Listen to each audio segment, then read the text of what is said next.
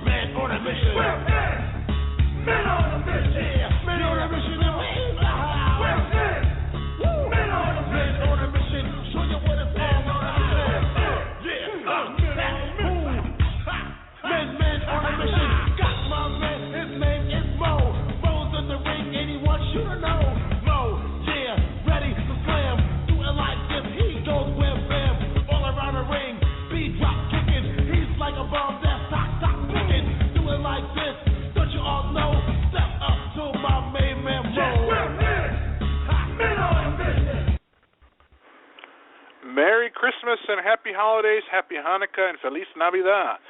We are live with Not Your Mama's Radio Show, and here are your hosts, Oscar and Sir Mo. Yeah, what's up? Merry Christmas, fellas. Merry Christmas, guys. How's your week going? And a Feliz Navidad. Thank you. How's your week going, Sir Mo? I'm doing all right. How you doing? I'm all right. You been truly dining this week? Man, I'm afraid so. I can't even lie. I'll tell you all about. When Dreamy come on, ask her has she been truly dining. Jesus Christ Almighty! Truly dining ain't the word. Like I needed to gain any more weight. But Jesus. But yeah, I'll let her tell you all about the truly dining part. Then I jump in because I don't want you to think I'm lying. Yeah. A brother been truly dining. Hey, Mimi, how you doing? I'm good. How you doing, Felix? I love the holiday season. What can I say? Every year, Christmas Eve, get to watch a Christmas story, about little Ralphie and his little BB gun. I hate that movie. Yeah, me too. I'm glad he shot his eye out. I'm glad I he got somebody. shot his eye out. I think that I'm the only person that hate it. I'm sure there are a few that don't like it. I love the movie, and I watch 24 hours of it Christmas Eve. I do too. It puts me in spirit. But me, Mo asked, was we truly dining? Tell him about our truly dining experience at the Hilton Garden all week. Yeah, it was that experience. I've never been so sick of steak in my life. we were basically stuck at this, not stuck, but we were at this hotel that had one restaurant, and it was a steakhouse. And they didn't have much else on the menu but steak. And I'm like, if we eat another steak, I'm going to lose my mind. You didn't have no shrimp cocktail? No. Oh, man. No, it was, but your boy put a dent in the menu, always.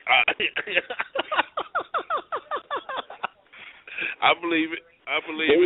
They had monstrous steaks and monstrous prime rib. They had a lobster tail that Dreamy ordered that looked like a newborn baby. I mean, all the food looked like it came out the Flintstones. So imagine you eating like that every night. The bill was always $150. I mean, yeah, that is true. I don't care if I never go to another fine restaurant this year or next. Yeah, that one did it for me. Yeah, that's just a but, honey. I told you I'd take you places, and man. Oh man, you took Whatever, places, baby girl. Yeah, I take you places. Now, speaking of New York for Christmas, I want Dreamy to see if she remembers this. It's bad enough that when I was a kid, these ghouls, and by ghouls I mean my parents and other people of my religion, they killed the whole Santa Claus thing for me. To this day, I still feel like I need therapy. We were on the 42nd floor of a hotel, and we looked out I happened to look out the window. And when I looked out the window, I said, Dreamy, come here. I want you to look out the window and tell me what you see. It was 4 high-rise New York apartment buildings. Now, what did they not have, Dreamy? Not one Christmas light, wreath decoration, or anything that resembled Christmas. Jesus. Nothing. That's terrible. The Christmas spirit has not shown up. Now, it's just shown up in the hotels, but that's about it. Maybe they were celebrating broadcast. No, they wasn't. Not in the heart of them places. Maybe it was a Jewish community. They couldn't have been celebrating that, Mo, because they were showing the street shopping. Oh, okay. Yeah, not one Christmas light. I'm like, what the hell? What the hell kind of druids are these? Maybe you was in Cuba or something, man. I must have been.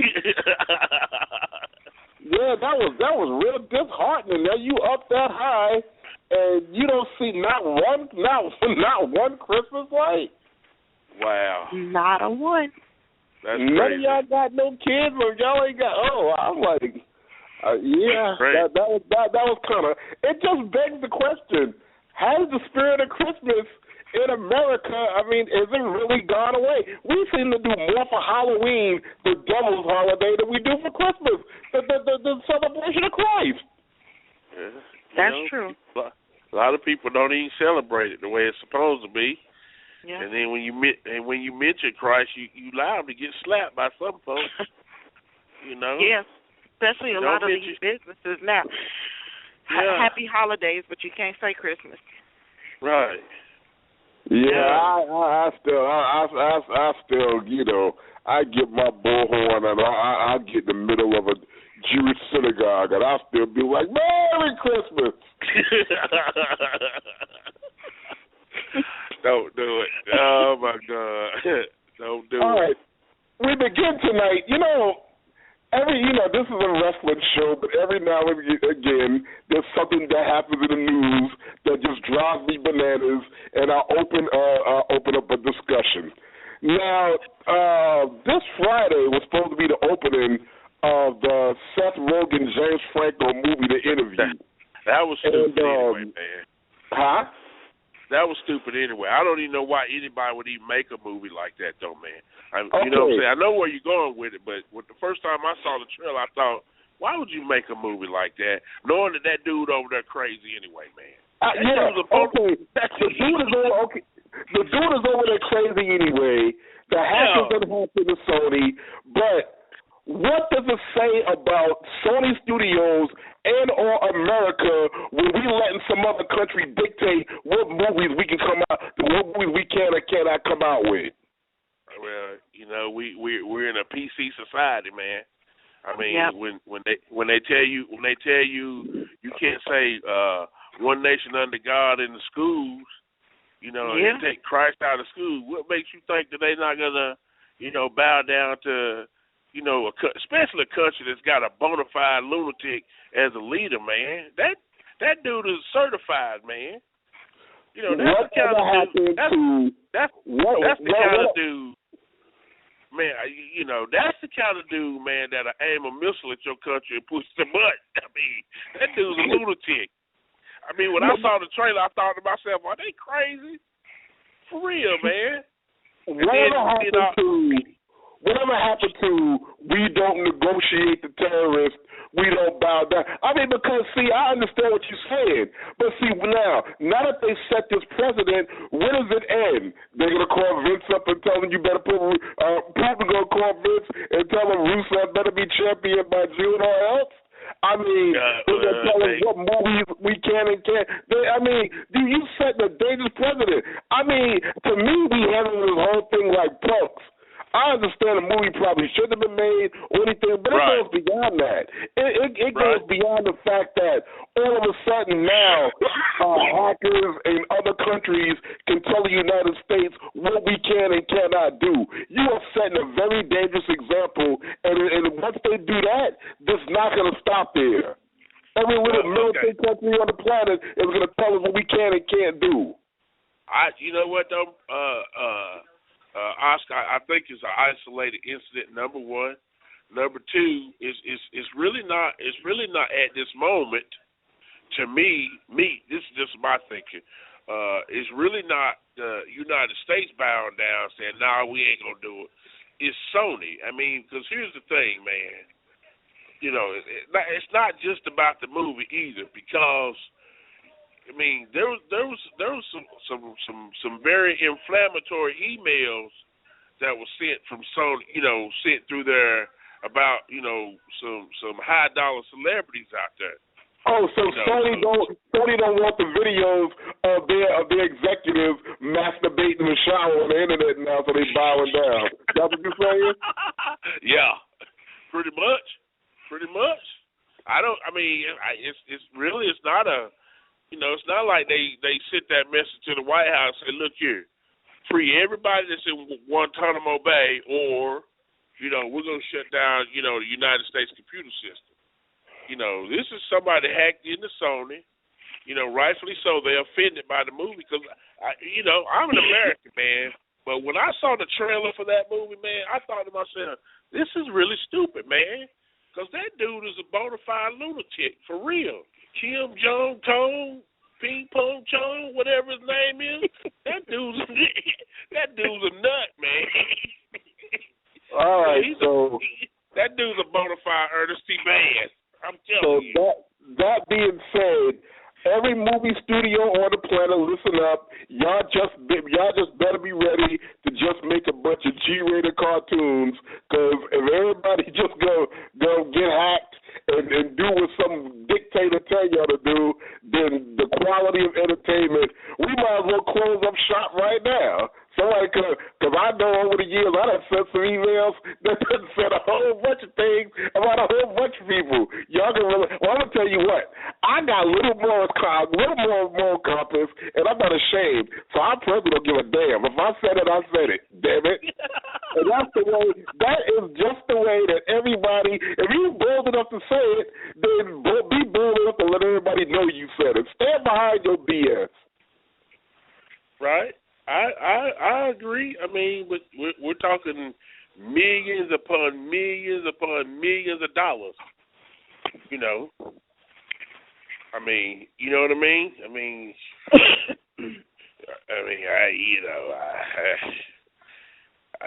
I thought it was a stupid movie in the first place when I saw the trailer.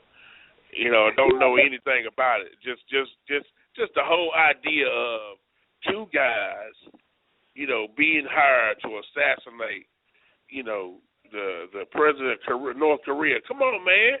Two goofy guys at that. Right. That in itself. And they say they haven't even shown the movie, but they say those guys did some nasty foul things to that guy, man. So trust me, that country's not gonna let their leader get put out there like that. Even in the nasty foul things to a leader. Did anybody see or remember South Park, Bigger, Longer, and Uncut? Saddam Hussein and Satan were lovers in the movie, doing all kinds of things to each other. I don't see nobody doing that. Nobody cared about Saddam Hussein, though. Oh, nobody cared about Saddam Hussein. Listen. Here's what the truth of the matter is. If the movie was made about Barack Hussein Obama, then it would have been the same thing. Nobody would have cared, man. No, nobody would have absolutely cared. Just like nobody cared about Saddam Hussein. This guy, though, man, everybody knows this guy's a bona fide lunatic, man. That ain't somebody that, it's like this right here, man. When you was in school, you knew who not to mess with on the schoolyard, right? That's the kind of person. That's the kind of person this guy is, man. This is the kind of guy. This the kind of guy, man. When you see him on the schoolyard, you do just like dude from the Karate Kid did, like Jaden Smith did. You avoid him at all costs, dog. This is how big of a bully this guy is, man. Well, if that's the case, then Obama need to take his family, get out the White House, and Kim Jong-un move right in. Because, okay, then it's not going to stop here. If he can bully us on this one thing, then what make you think he can't bully us on anything and everything else? We are all in the anti-bullying here. We watched huge campaigns in 2015, so we understand the psychology behind this. You think because we got out to this, you think it's going to stop here? No, I don't. I never said that. I didn't say it was going to stop. I'm just saying, for the time being, for the present, until we grow a sack, this guy ain't somebody that you play with, man. I mean, come on now.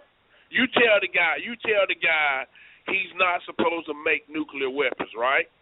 They've been telling this guy that, but yet and still, he's been testing nuclear weapons, for the last 3 years, man. I mean, find them in the air. Set them off over the ocean, bro. I'm going to tone it down because I've been told that I'm incredibly loud and extremely close. But I'm here to say that this is a bunch of BS and nonsense. You don't let North Korea or anybody else dictate to a company in the United States or the United States for that matter, I don't care what the content of the movie was. This is a free country, a free society. We have freedom of speech, and we're supposed to be able to make any kinds of movies that we feel like making, and we're supposed to be able to do what we want to do. In other words, what you're talking about is dictatorship by proxy. The dictator ain't sitting in the White House, but he's sitting way in another country, way the hell someplace else, and telling us what the F to do. Right. Now, what the hell kind of? You got to ask yourself, what's next?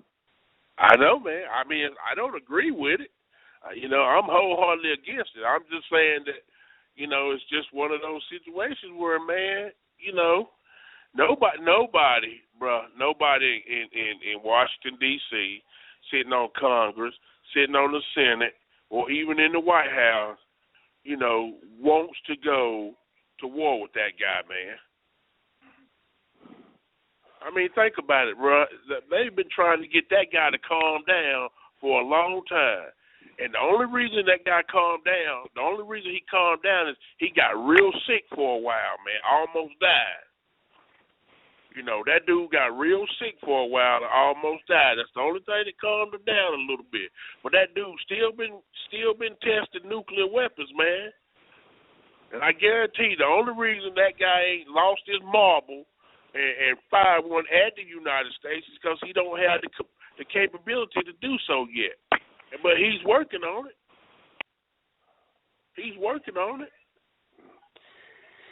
Yeah, well, I don't know.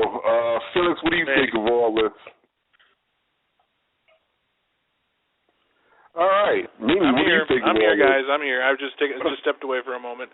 Honestly, I think people are just too damn sensitive and need to get over it because things are good.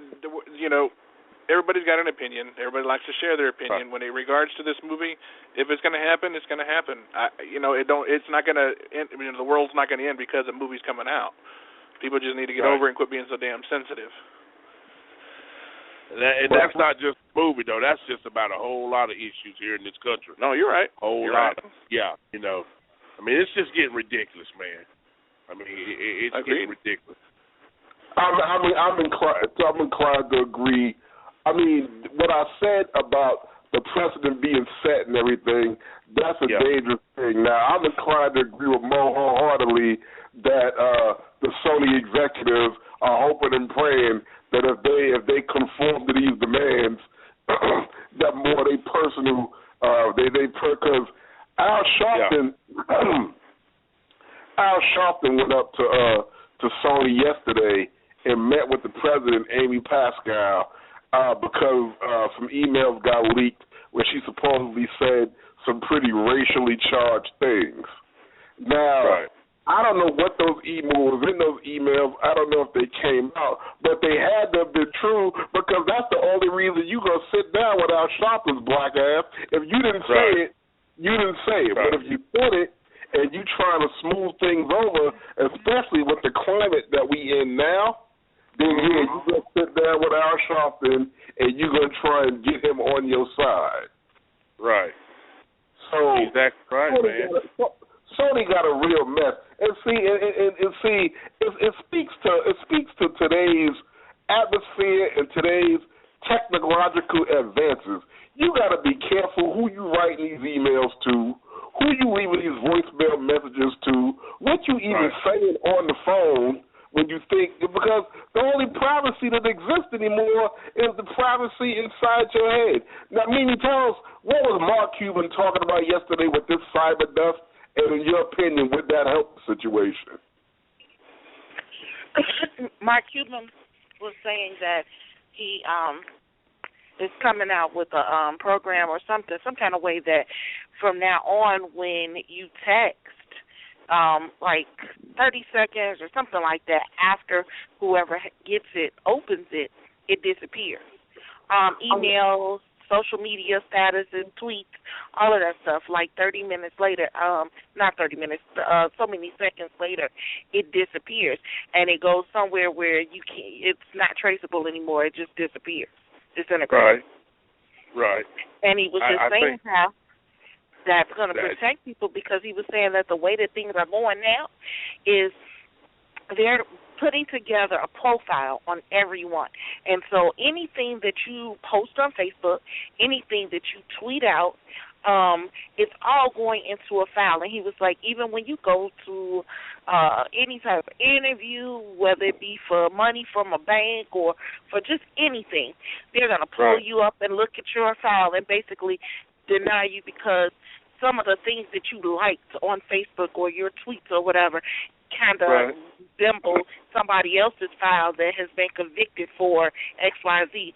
So because the things that you like are the same as what this person likes, you might be in the same category as them, even though you haven't been caught for doing this crime or have done this yet. This might be your tendencies because you have the same mindset. You like the same thing.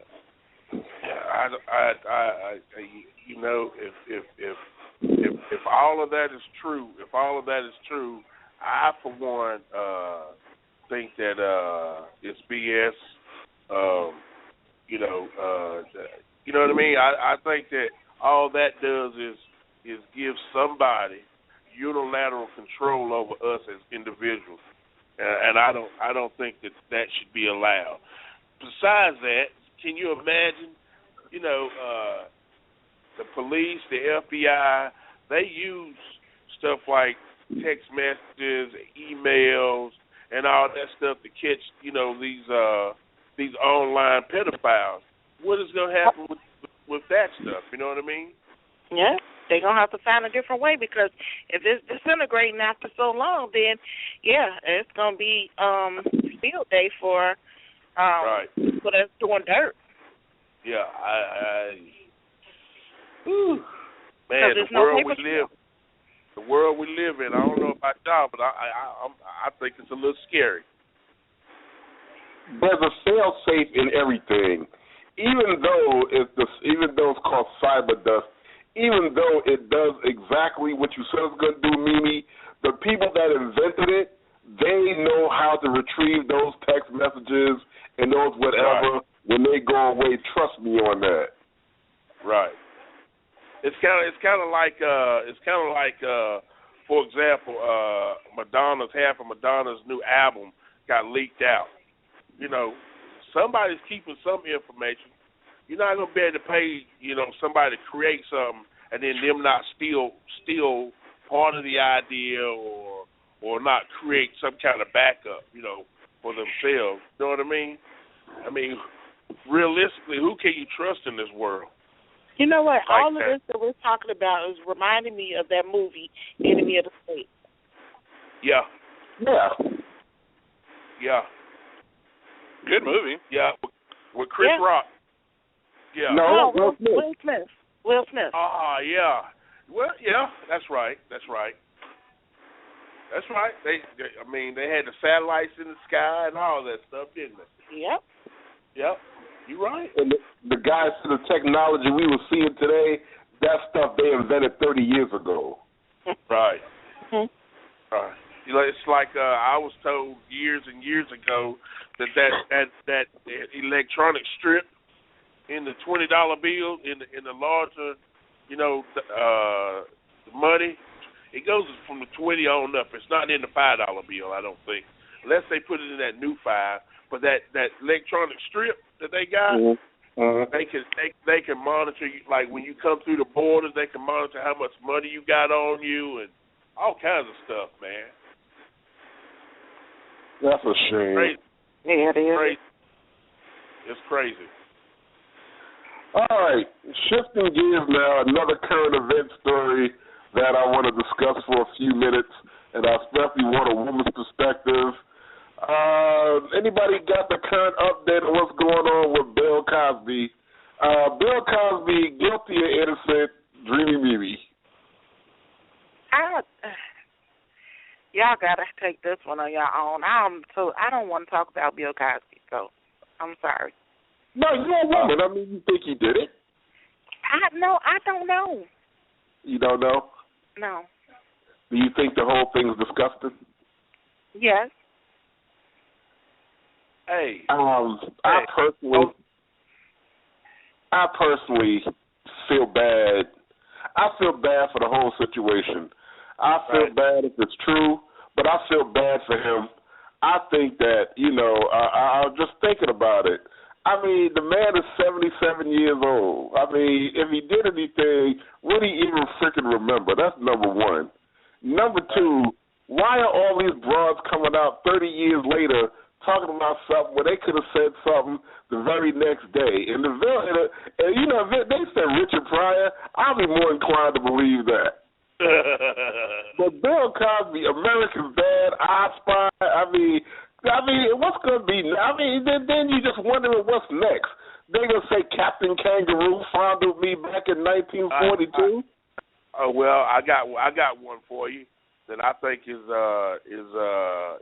appalling, but nobody's making a real big deal about it. What's that? I can't think of the guy's name, the white actor that just came out and admitted to, having inappropriate sexual contact with 3 minors. He's like one of the top actors in this country. You talking about Steven, what's his name, from 7th Heaven? Yeah. Nobody's screaming foul and bloody murder. And I mean, no, it wasn't 30 women that he supposedly raped, but he's telling you he had inappropriate sexual relations with minors, with kids. The first girl was only 10 years old. That he took her hand and put it on his wee-wee. I mean, and where's the outrage in that? They're doing interviews with him, and like Dr. Phil stood there with his arms crossed and said, I only got a few questions for him, like, what was he thinking when he done that? What in his mind made him think that was okay? I mean, really, where's the outrage? Where's that scum? Where's that? You see how bad they berated, Bill Cosby, and nobody has 100% proof of nothing. But this guy comes out and admits to it, and nobody seems to care. Hey, and it Mo.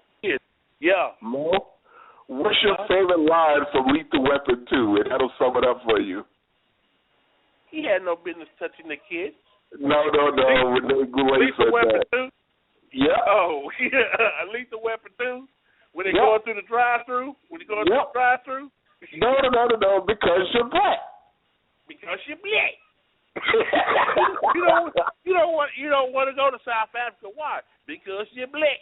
That's it right there. That's it. Oh, because you're black. It's ridiculous, though, man. It's ridiculous. And it's so ridiculous, man, that, the city, here's another one for you. It's so ridiculous that the city of New York, is trying to settle out of court already for the killing there in New York, hoping that in their mind that the whole thing will just go away and nobody won't seek any prosecution or whatever on that police officer, man. It's ridiculous. I mean, if the cop didn't do nothing wrong, why are you trying to settle out of court before the lawsuit's even filed? Right? Yeah, exactly. If you support your guy and y'all say he didn't do anything wrong, because that's what all the union guys and union representatives and everybody else that spoke out about it said he didn't do anything wrong, okay. So, and don't put it out there that you're trying to settle out of court because you just want to calm tensions. Nobody's just going to give away money to calm tensions.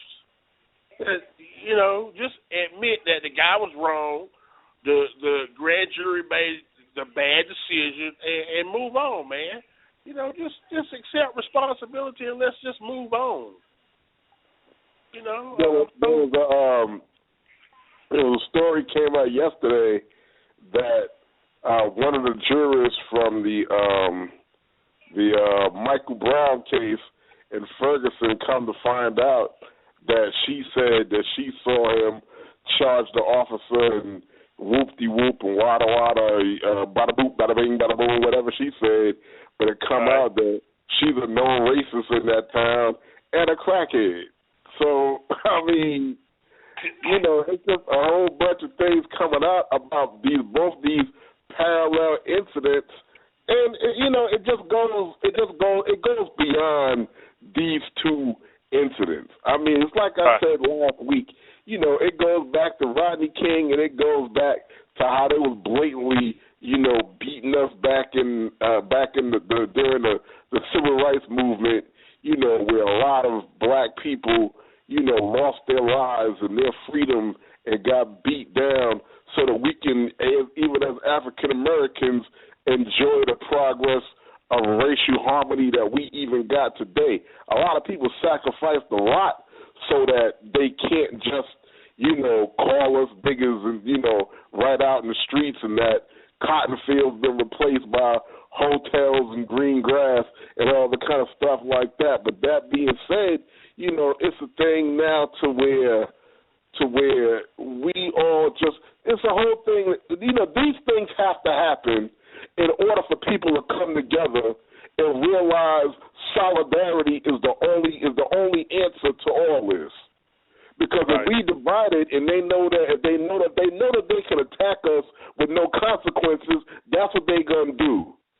But if we all join hands and not sing kumbaya and not sing kumbaya, but at the same time we don't pick up arms, but we show them that we are a united people. We are united with other minorities. We're not gonna stand for it. We do got some legal we do have some knowledge of the law, or people that are going to represent us as fair. Our politicians need to step up.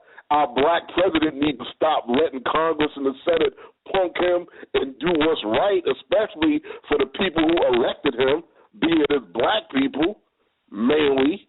You put all those things together, and these things can't happen. I mean, you got a lot of white folks out there that's real pissed off that we got a black president still.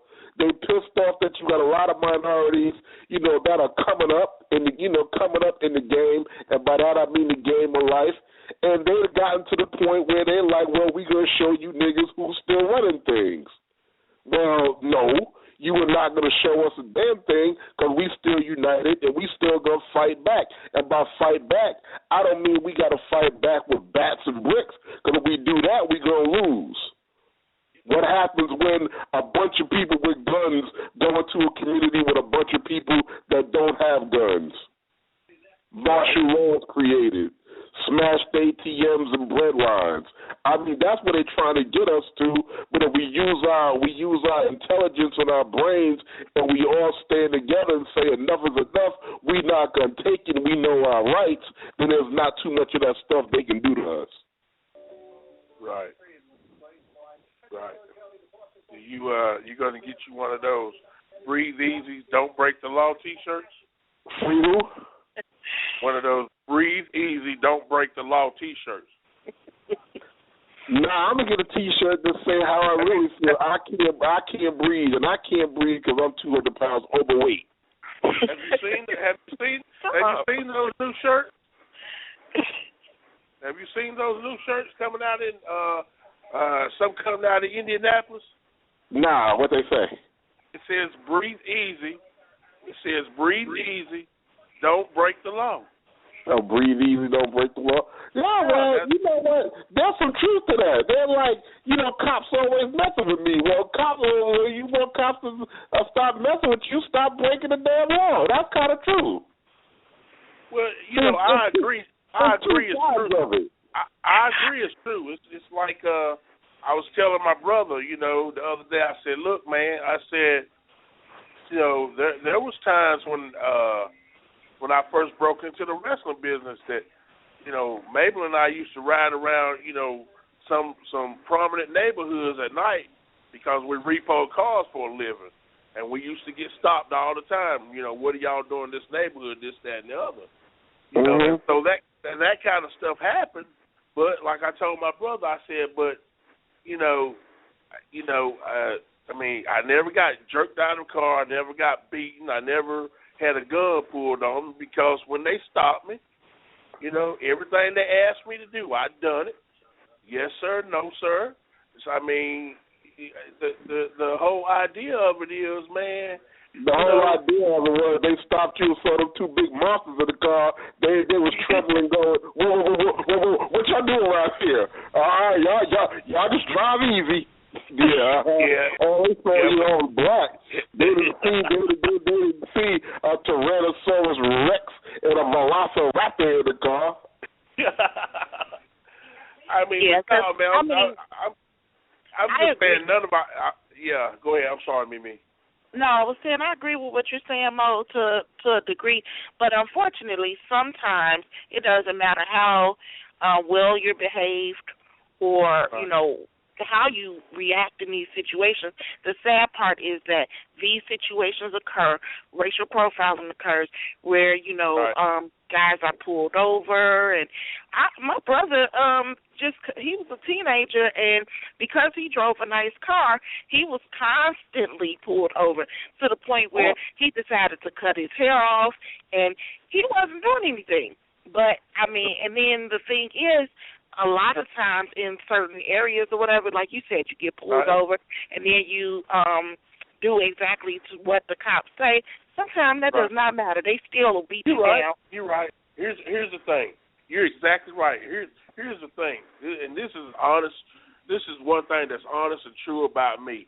Is I grew up in the neighborhoods, and you see, you could tell, you could almost tell, who's slinging dope in the neighborhoods by the way they, trick out their vehicles and stuff like that. Almost. I used to have friends at college degree backgrounds, walked around with dreadlocks, sagging pants, but real businessmen, right? That they would trick these vehicles out just to see what kind of reaction they're going to get from the police. And 9 times out of 10, they got exactly what they was looking for, just because of the way they was dressed, the way their cars was tricked out. You know, you ain't gonna go in a prominent white neighborhood in a 64 box Chevy that's got a flip paint job with some 24s on it, bumping your music, and think you just gonna roll through there and not get stopped. It's not gonna happen. It's not. It's not. You know. It's.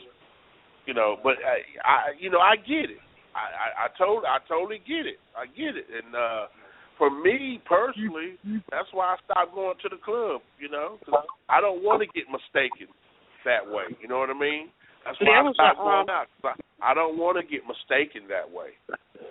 There was an article about this man. I can't remember his name, but just showing him and his belief. He believes that the way that he's raising his two boys is to dress a certain way, speak a certain way, act a certain way, and then he believes that with them following these rules and doing this, living like this lifestyle, they will never have any of those encounters. Now, it goes both ways, just like what we were just saying. You know, acting a certain way, dressing a certain way, yeah, it deters it, but you cannot prevent it. It can still happen. They can still look like they just walked out of Harvard University, and it still does not matter. Right. It just depends on the individual that they come across.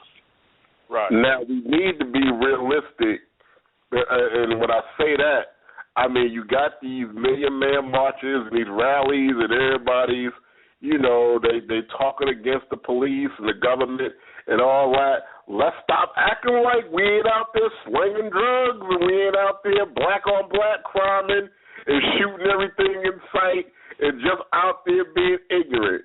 We got to do our part, too, because, I mean, we're some of the biggest perpetrators of crime in America. Let's not act like we ain't. Right. But at the same time, they need to learn how to distinguish, you know, who the perpetrators are and who are the honest, everyday, hard-working, you know, people, not even black people, but people of society. See, the one thing that, you know, and racial profiling is not just cops in cars. Racial profiling happens when you check into a hotel. Racial profiling happens at the counter at the airport. It happens at the checkout counter of the Walmart or your supermarket. Yeah. At the prescription drug, at the drug counter. Yep. It does. I mean, you check into a hotel, it's two ways. Check into a hotel and you got some ignorant-ass chick that done talk their way into getting a front desk job at even the finest hotel. That businessman in a suit, she is going to play step and fetch it from the time he take out his credit card till she might even help him upstairs with his luggage. Right. You step up there, she going to act like Jaquita from the hood. She know you from 3 houses down, talking to you with slang and everything else, and she's not going to give you the same kind of service. She might even sass your ass at the front desk and think that that's okay. But you know what? I can't wait for them to do that because you know what that means for me? Cha-ching, free night. Because I'm going straight to the general manager and tell him my money spent just like that other guy she checked in. I did not appreciate it. I don't know this heifer, and y'all need to send her back to training. Bye, Felicia. Yeah, I agree, man. It's true. It happens that way. So, it's just a whole thing to where we need to check the situation, but brothers and sisters at the same time, we need to check ourselves. Yeah, we do. The only problem is instead of us as a people getting together, you know what I'm saying, having dialogue with each other, we got too many people like Charles Barkley. You know, it's one thing, like you said, Oscar, it's one thing to take responsibility for our actions. That's one thing. But it's another when you're black and you just try to make it out like you're better than all the other blacks. You know what I mean? Right. that you're not even in that category because, you know, why? Because you're an NBA basketball player and you ain't had to live in the hood in 30 years. No, you ain't no better than nobody else. You know what I mean? You know, you should be using your popularity, you know, in a more positive manner to pull black people together than to be trying to stand out on your own. Because at the end of the day, it didn't stop your black ass from getting a DUI. You know what I mean? All the money in the world didn't stop him from getting, you know, a DUI back in the day. You know, being accused of being an alcoholic. You know, so it's just people just need to get together. You know, instead of trying to stand apart, like you said, Oscar, we all need to come together and stand the common ground. And that's not just black people. That's just people in general, you know, need to get together and say, you know what, you know, we're not going to stand for inequality anymore. We're not going to stand for.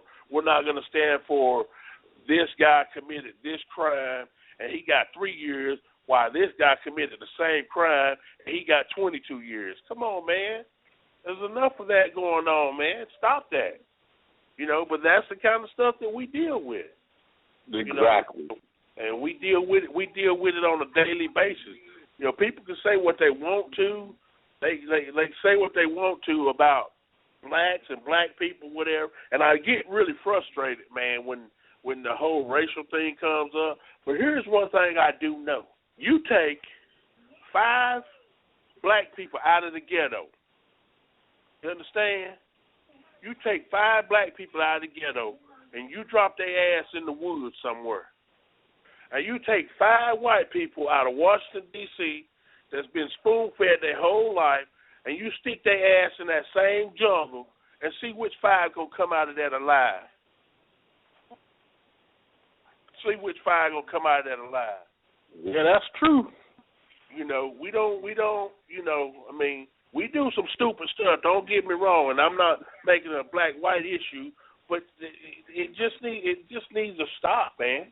I just wish, I almost wish there was somewhere I could go and just be away from just racism, period, man.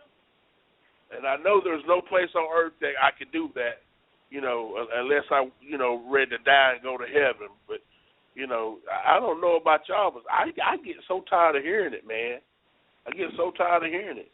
I get tired of hearing it. I get tired of wanting to defend my president. You know, I just get tired of it, man. You know, the only thing that brings me solace in the whole situation is today I told myself, because I had to tell myself the same thing about this wrestling thing, Oscar. You know, people can say what they want to about Mo, Oscar, and Mabel. They can say whatever they want to about us. You know what I mean? Good, bad, indifferent, or whatever. One thing they can't say, or one thing they can't stop, is the history. It's already in the books. Right. You know what I mean? They can't change that. And they can say Obama was the worst president ever. But one thing for certain, he was the first, and he might be the last, but it's history. It's in the books. So they can't take that away from him. You know what I mean? And that's the only reason I say, you know what, I ain't even gonna try to defend nothing he does. I'm not gonna defend nothing that anybody says about him because it's history. It's in the books. All right, history of the book. We're gonna leave that there. Since we're gonna go to commercial, there's gonna be time for the WWE report. We got a lot to talk about when it comes down to WWE. It's 4 days of WWE, TLC pay-per-view, Monday Night Raw, Super SmackDown, and the best show of them all, in my opinion, was Tribute for the Troops. We're going to be right back.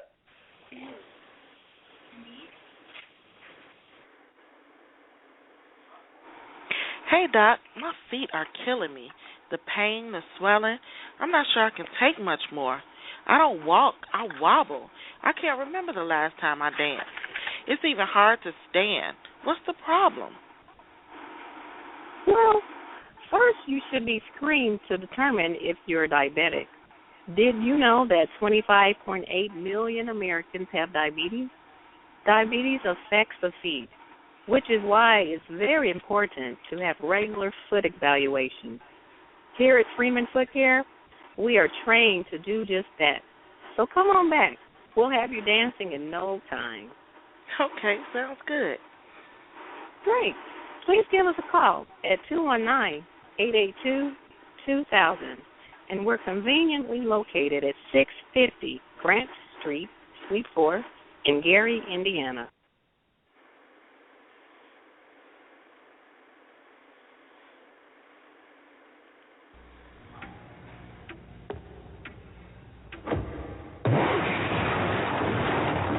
So, higher education got you down? Well, step into it. Step into a Slim Jim. Turn to the spice, that beefy, juicy taste. What is the meaning of this? Need a little excitement? Step into a Slim Jim. Hello, Ron.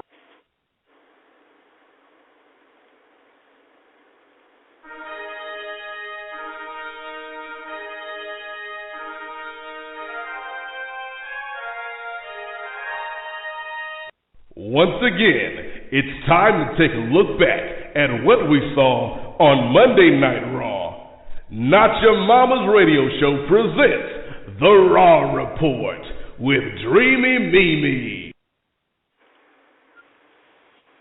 This is your WWE report for the week of December 14th, 2014. At TLC, it would be John Cena to defeat Seth Rollins to cement his spot at facing Brock Lesnar at the Royal Rumble for the WWE Championship. However, on Monday Night Raw, Lesnar delivered a clear message to Cena in the steel cage against Rollins. Lesnar interfered and took Cena out with his patented F5 slam, sending Cena into a tailspin. Rollins gets the win, but all this begs the question, was this whole thing orchestrated by Paul Heyman? And is Rollins now a Heyman guy? Chris Jericho hosted this edition of Raw, but he too fell victim to the monstrous beast incarnate. Now the question is, can anyone stop Brock Lesnar? He's back. Yes, the superstar of the year, Roman Reigns. At TLC, we saw the return of Roman Reigns.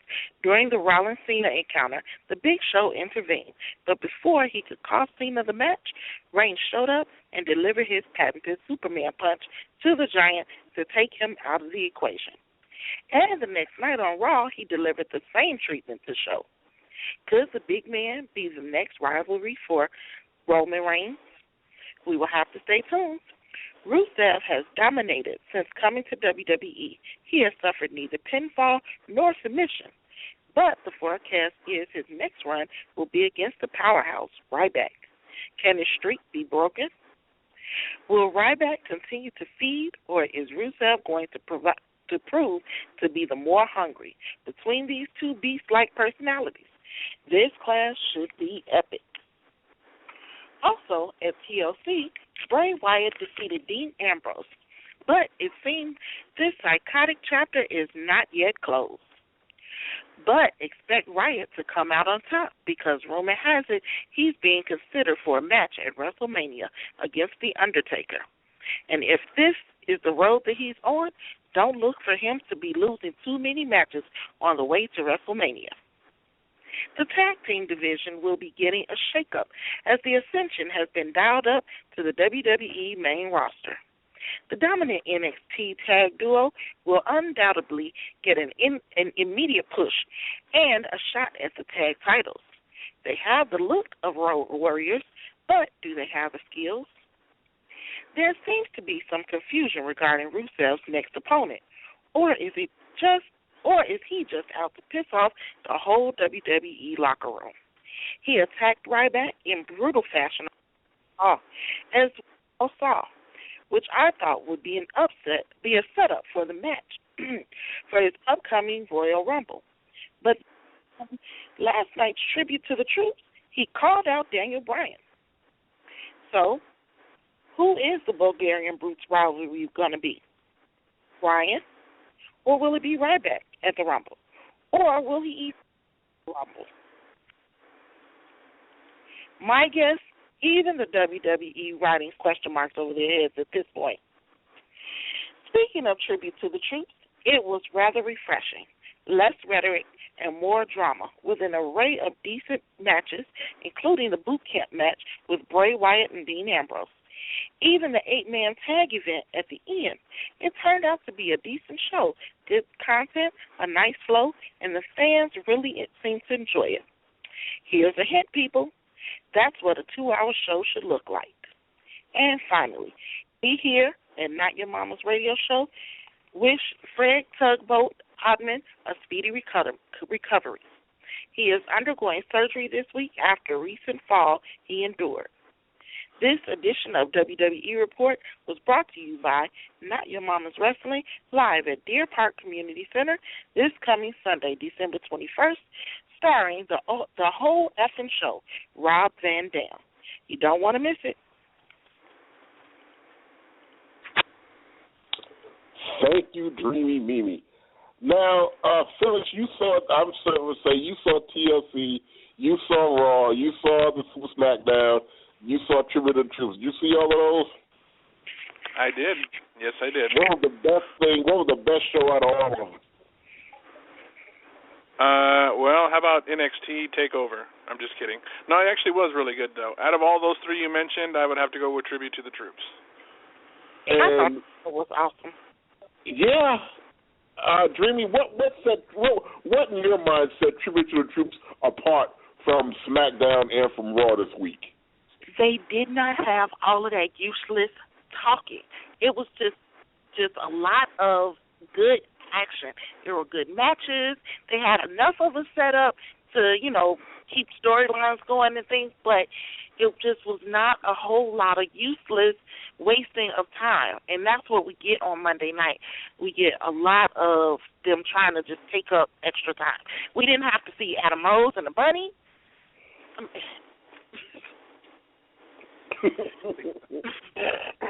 Yeah, so I really enjoyed Tribute to the Troops. Yeah, I mean, it was just a throwback to what Raw used to be, and you know what? I haven't seen the crowd pop like that on a Raw or a SmackDown in ages. I was just gonna say, and the crowd was really turned up. Mo, did you see the other wrestler this week? No, sir. After I watched the long segment with Jericho on Monday Night Raw. Yeah. And I just, when Jericho came out and set up the John Cena match and then set up a match between him and Paul Heyman at that point, I was already burnt out. I was done. So I didn't watch anymore. I just find it very difficult to sit through it.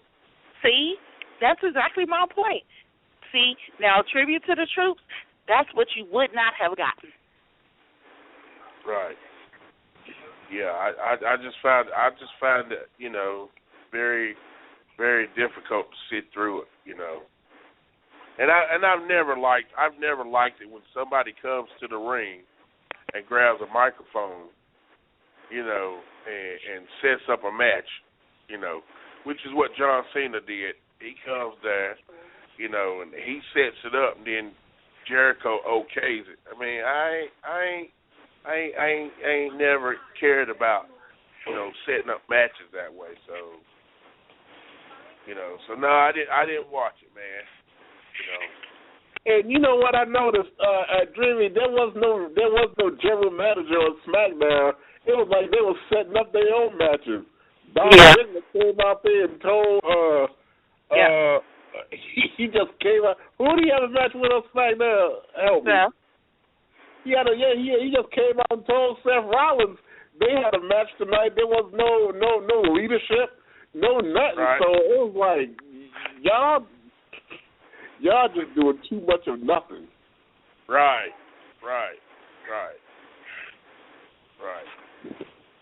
I think it goes back to what you guys have been saying for weeks.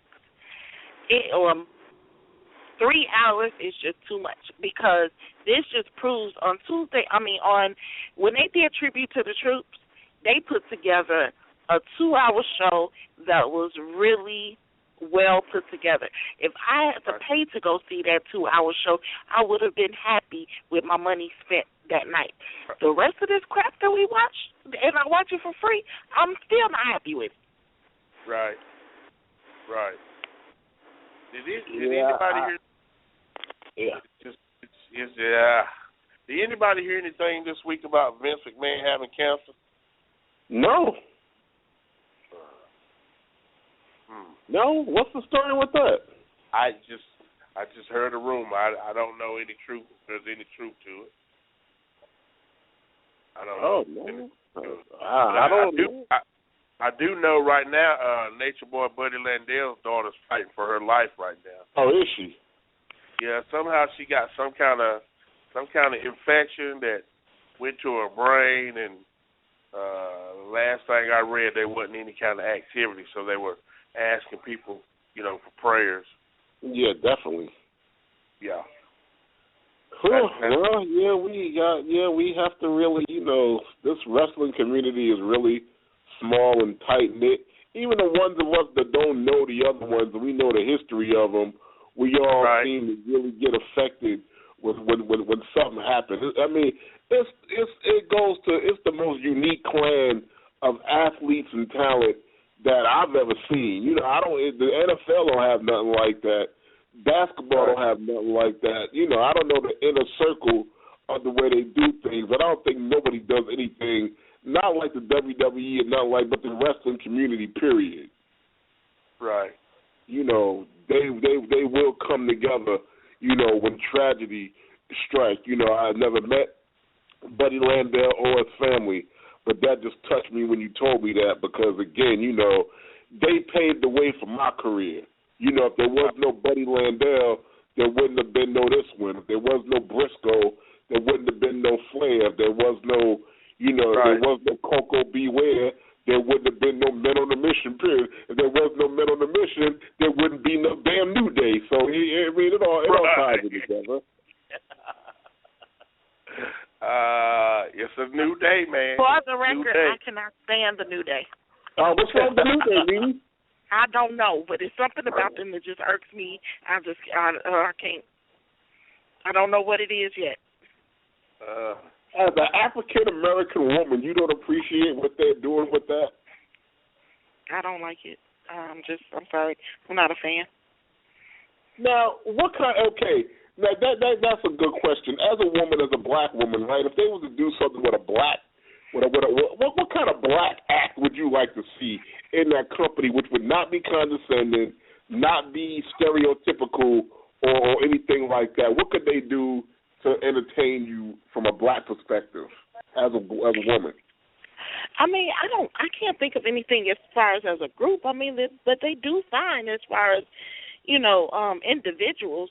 But I don't know. It's just like this whole, I don't know if it's because they were there already and then they just kind of brought them together to try to form this group, and now all of a sudden they're gonna be these great superstars now that all three of them are together, but they wasn't. Xavier Woods couldn't win a match for nothing a few months back, but now because they done put them together, he's the greatest athlete. That's just what I think that's my issue with it. Yeah, you see, you're looking at it from a logical standpoint, and you don't want nobody playing with your intelligence. You're thinking, you know what, this guy been getting his butt kicked since he walked in the door. Yes. You think just because you stuck it with these two brothers and changed his outfit, I'm supposed to believe that, he's better. He's bad now. He's better. No, and you're right. That's exactly how I feel. That's playing with your intelligence. It would be different if New Day was three brand new guys you never seen before came in there and was kicking butt. Because then you say, where did these guys come from? And that's impressive. But those three guys together, there's nothing that they can do or say that's going to be impressive. After you've already seen them 150 times getting beat up by everybody. Yes. Yeah. Yeah, I I just think that they just trying to keep a status quo. Number one, I mean, they just trying to keep people off their back. You know what I mean? Yeah, you sound like your brother. Y'all both keep it on the same page. Affirmative action is something else. You know what? I was trying to tell her that's how they operate. She thought I was playing. It's a publicly traded company now. Back in the day when it was a privately owned company, they didn't have one or two on contract at a time. When you was black, and you saw a new black coming in the door, you knew you was going out the door. Yep. Your number up, huh? Yep, that's why Virgil was pissed off when we came. Right. He knew he was out the door. Him and Mr. Hughes. Yep. They was like, yeah, we got a few more. They done seen y'all enough. We got these coming on in. You spooks got to go. And they got gone too.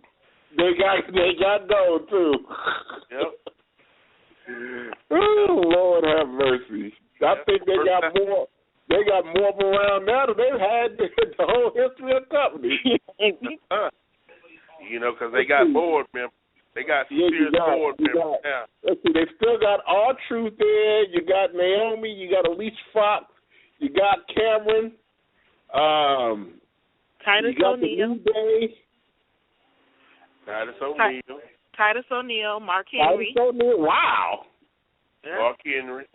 Yeah, now they finna start trimming the fat. Hey, have they let the gay guy go yet? I ain't seen him.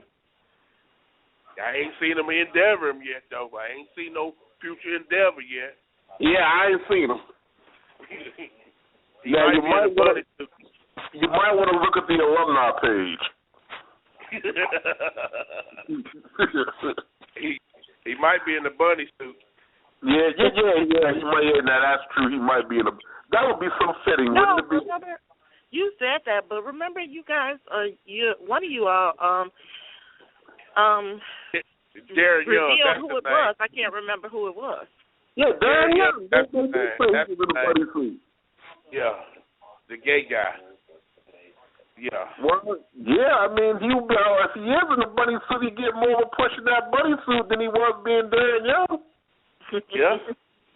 Yeah, and he can act all the gay he wants to now in that bunny suit.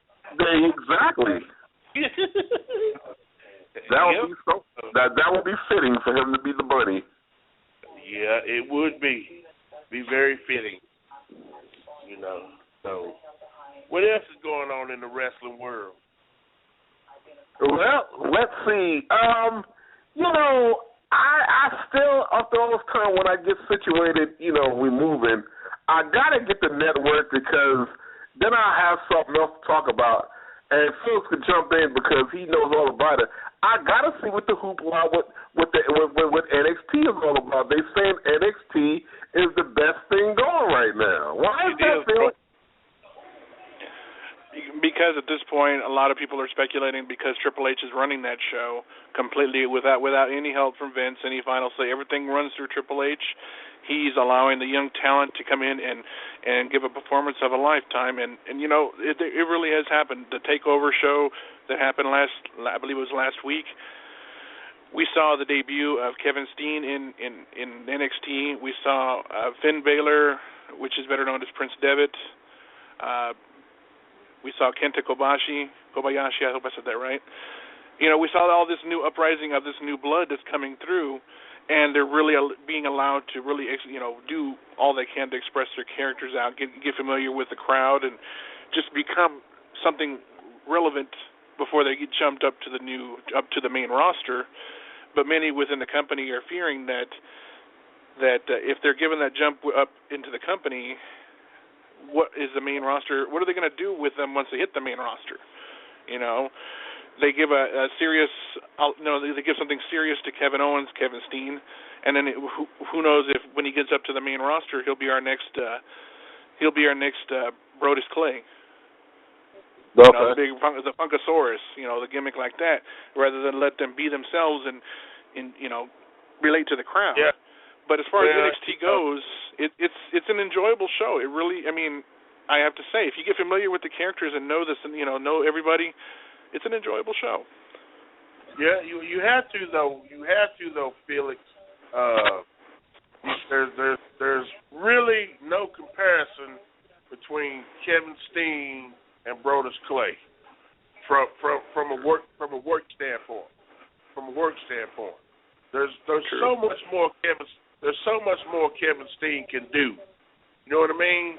And the guys that can do something, when they get that opportunity, when they had the Zane and the other guy on Raw that one night when Zane pulled out that incredible finish. Everybody's in awe about that, man. The only problem with the whole situation is once you go to that main roster, right? Yep. You got a target on your back, man. You got a target on your back. You ain't got guys that's gonna be up there welcoming you with open arms, saying, "Man, I'm glad you're up here," because every one of those guys that's up there that they're not doing nothing with, when you come up with, there's a chance they're not gonna have a spot. So they're not gonna go out there and try to just readily put you over. That's why I was so happy when we showed up that they still had enhancement talent. Because the enhancement talent went out there and their job was to make us look good, and that's what they did. If we'd have had to go in the door and right off the bat work with some of the upper echelon talent, I just don't think, especially the head shrinkers. I mean, at every point, every chance they could, they tried to make us look bad, man. Every chance. They didn't work with us, man. They didn't work with us. No, they didn't. But see, that goes back into that whole minority threat thing. You had these three in. Y'all ain't considered to be white, but y'all ain't considered to be black, but y'all ain't considered to be white either. So I mean, everybody was still, and y'all was a tag team. So everybody was still jockeying for position, and it wasn't just a work on TV. It was a shoot in the back, and everybody doing what they could do to stab each other in the back, so that they can, they can get, they can get to be at the top spot. Right. Right, and hey guys, that's why I say, yeah. I just want to let you know we have a gentleman on hold who's calling in to help promote your guys' show that's coming on this Sunday night. I believe it was Sunday. All right, let's give Dan a few minutes on the radio. This guy never sleeps. This man, I done had an interview with him. With Dr. Reese. Is online right now. He produced the Christmas special with myself and Tony Atlas, and he's been hyping the hell out of this Sunday's event. I don't know when this guy go to bed. His name is Dan Marotti, or is it Dan Marade? Dan Marotti. Dan, what's up, man? Marotti. Hello. Yeah, are you there? Yeah. Are you still wound up in that hotel? Yeah, I'm still here. I'm still in the TV studio, so there you go. I'm in Long Island, waiting for you to get here, bro.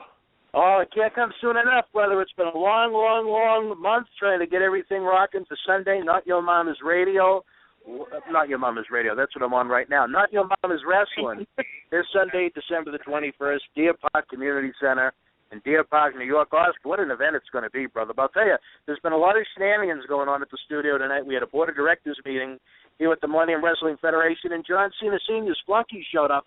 Caused all kinds of mayhem, Oscar. I know you ran into him before, and he's simply not a good friend of yours. A little PO'd that he's not one of the featured stars on Sunday, along with yourself, Rob Van Dam, Gangrel, and Zach Allen.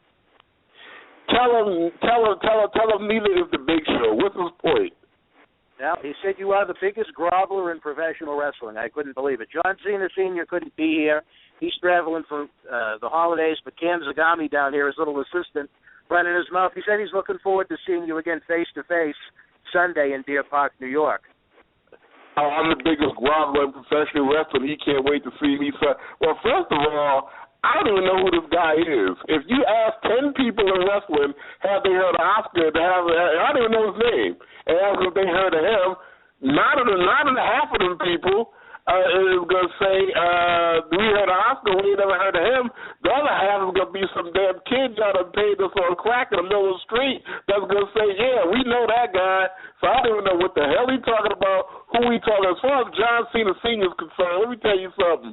You ain't about nothing. Your kid ain't about nothing. John Cena Jr. and all y'all, yeah, that's right, I said it. So you send your representative, and I got a message for you, John Cena Sr., John Cena III, and hustle royalty and respect that ass. Well, I'll tell you this, Oscar. You know how it goes. These guys, they want the opportunity to try and play with the big boys. Unfortunately, they wind up putting their foot in their mouths a lot because, Oscar, I know you're a man with many friends, and it's going to be a big happening this Sunday afternoon. You're not going to be alone. If this individual, Cam Zagami, goes for what he's looking for to try and steal the spotlight away from those that are trying to help the anti-bullying aspect of the event, he could wind up on the short end of the stick when it comes to that, and you could see what anti-bullying is all about. I'm not going to mention no names, but you know what? I do have a lot of friends, and some people should remember that. Some people should remember that and take that to heart. But anyway, it's going to be a hell of an event. You are doing a hell of a job.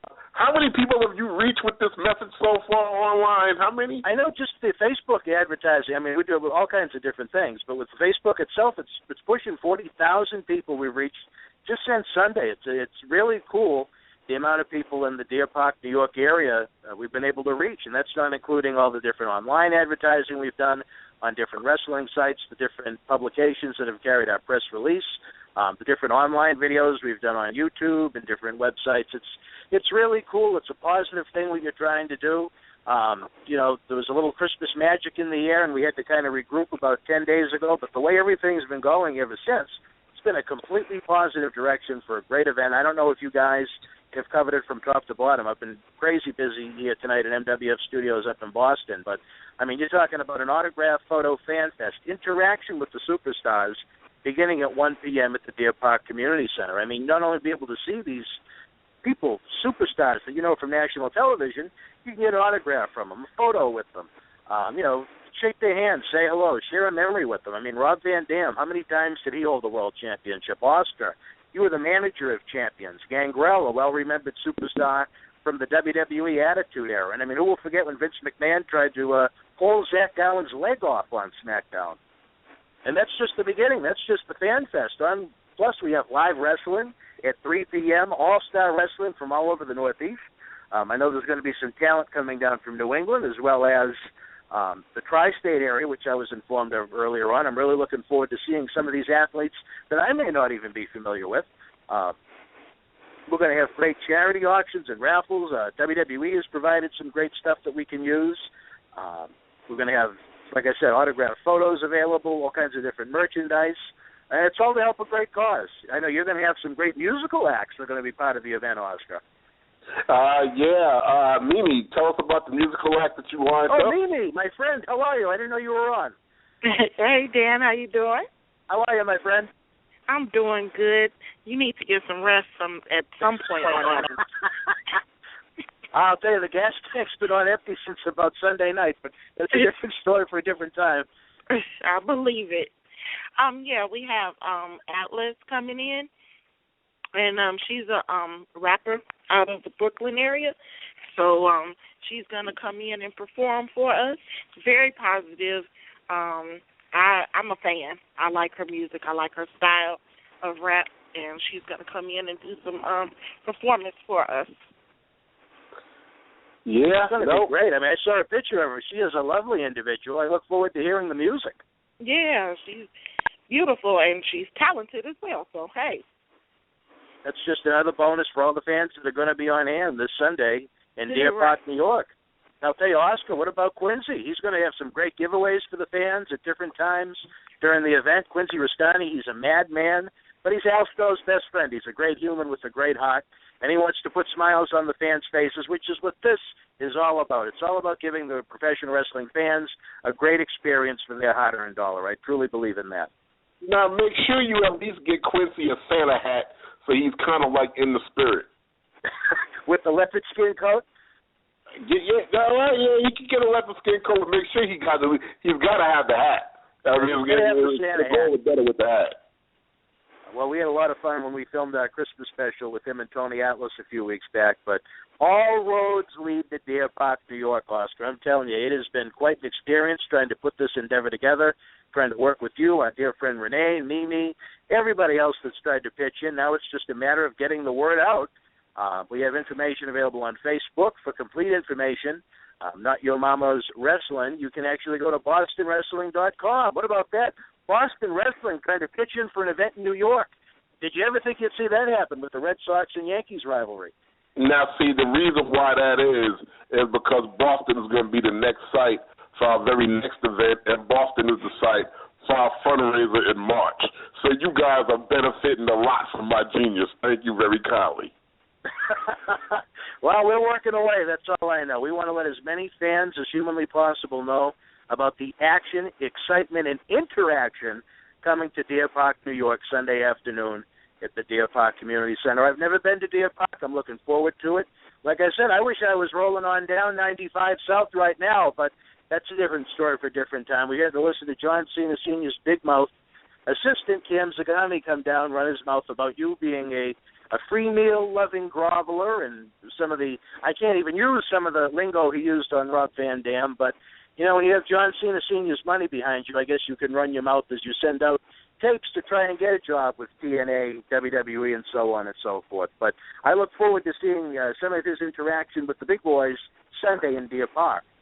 Well, Dan, I'm going to tell you something, and your friend Mimi will jump all over this real quick like I know.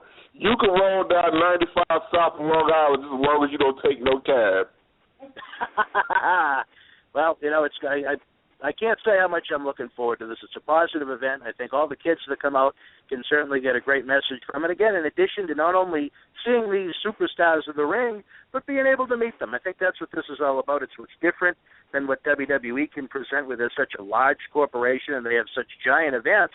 It's difficult for some of their superstars to be able to interact with the fans that come out and support the event. Not with Not Your Mama's Wrestling and everything we're putting together up here in Boston. It's totally interactive, fan-friendly, whether you're 8 or 80 years old. Come on out, shake some hands, get some autographs, see some great wrestling, and take home a very positive message as we head into Christmas this week. No, yeah, definitely no. It is going to be totally interactive. I mean, the fans are going to get to talk to us, meet us, ask questions, take pictures, tell all their friends.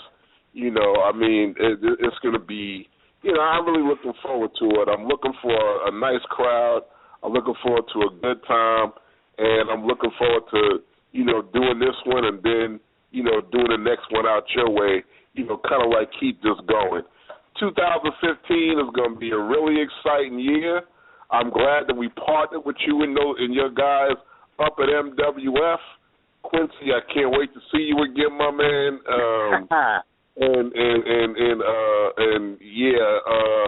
I'm looking forward to seeing Zagami's mouth shut. I can't stand him. I can't stand him. Yeah. No, he's not a well-liked individual.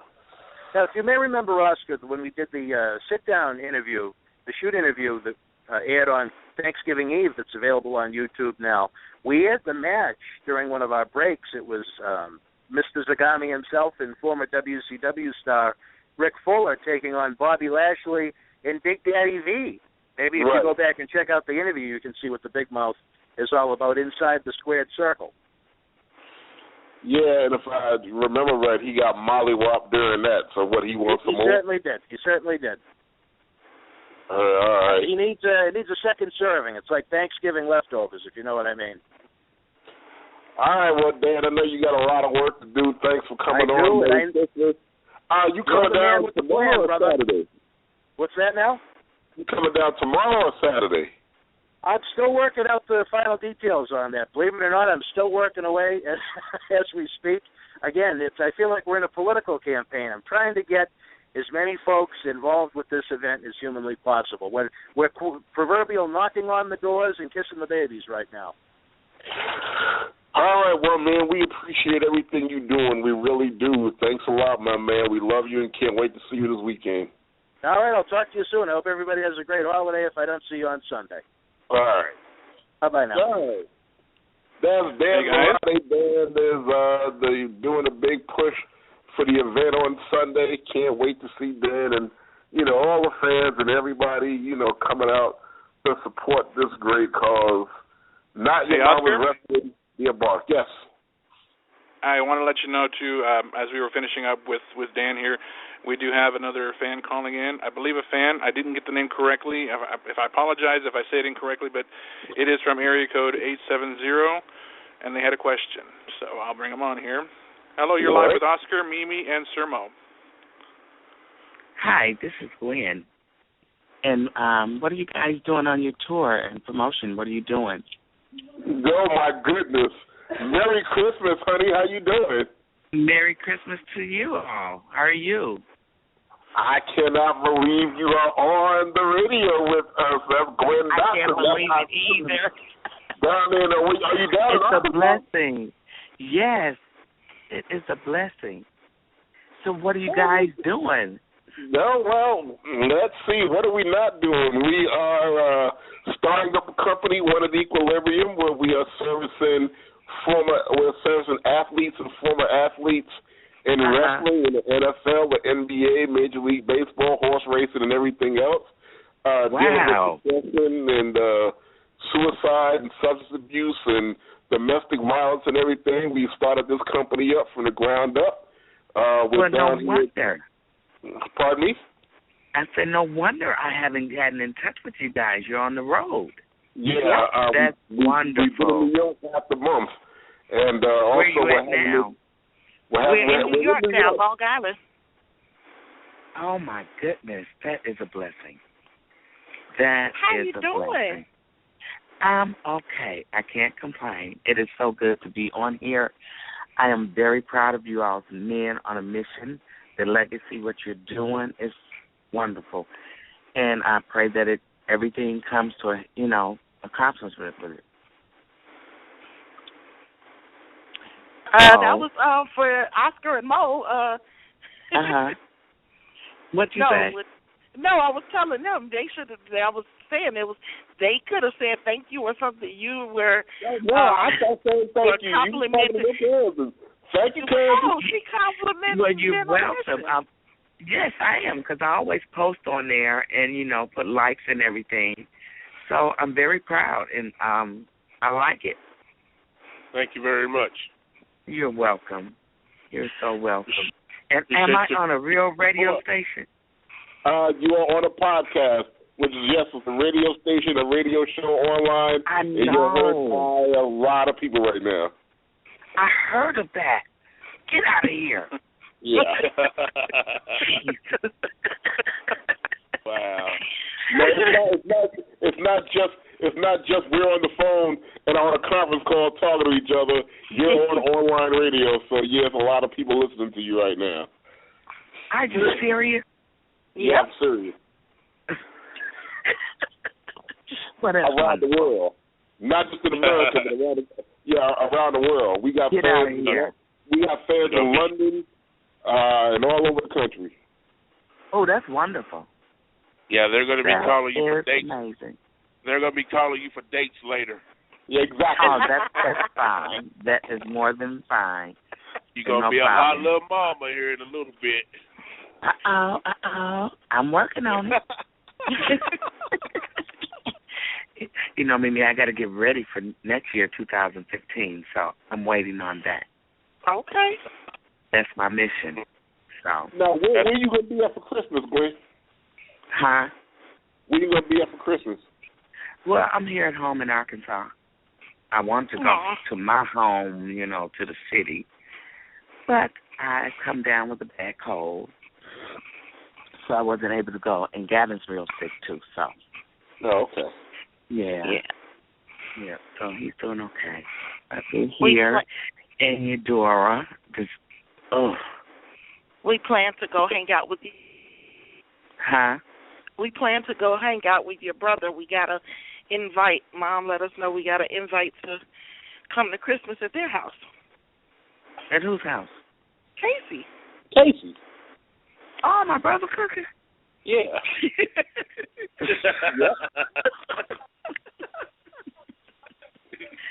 Girl, okay, I'm going to have to call him. He didn't tell me about it. Yep. Mom told us because we were going to go to Simone. I thought you was going over to Simone's. Well, Mom said she was going to stop by both, but she said, Casey invited, because her and Greg went to Casey. Okay, we're going to talk about this off the air. I'm sorry. Yes, no, we're not going to talk about that. I already know about that information, so you don't even... It's Christmas, so we gonna talk about our Christmas plans. Y'all go right ahead. It's quite all right. We got. And that's what it said. That's what it said on there. That's what I read. It said you're supposed to think about what you're doing for Christmas. We going to Casey house. That's what I read. What's your brother know how to cook? Oh yes, definitely. He can cook everything. Oh, we ain't doing no chitlins now. He probably will. He'll cook them. He'll do it, but I'm not. No. No. Yeah, I got to call Casey and see if he gonna break the chitlin bowl out. Well, I'll do that for you with no problem. So that he can already go get him and get him started cleaning, because I'm not doing that. No. But you know what? I love you guys. I'm so happy. You all stay blessed, and I'll continue to pray for you while you're on the road. And you guys have a safe travel when you come back up north. Thank you. Love you. Thank you. Love you. And Merry Christmas. Merry I am Christmas too. Okay, Merry Christmas, everybody, whoever's listening, and God bless. All right, Merry Christmas, hon. We love you. Love you too. Peace. All right, bye-bye. Bye-bye. That was nice. Yeah. Amazing. Hey, you know what's funny? What's that? The universal greeting for black people when they leave a room? What? When they say goodbye? Uh-huh. Peace. What? Peace. Oh, peace? Yeah, that's a universal greeting for black people when we leave a room. It's peace. I thought it was bye, nigga. No.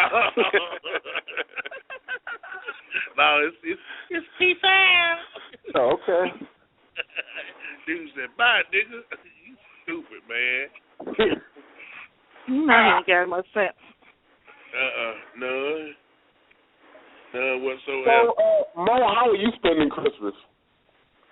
Man, you know what? To be honest with you, I don't have a clue. Hey, first of all, where the hell are you now?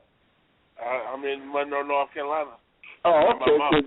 You be in Monroe, North Carolina. Next thing you know, you back in Tennessee. Nobody knew you was in North Carolina. You was there 2 months before we even knew where your black ass was at. No. I was in Tennessee until 2 days before Thanksgiving, and I came here, and I've been here ever since. Well, how long you gonna be there?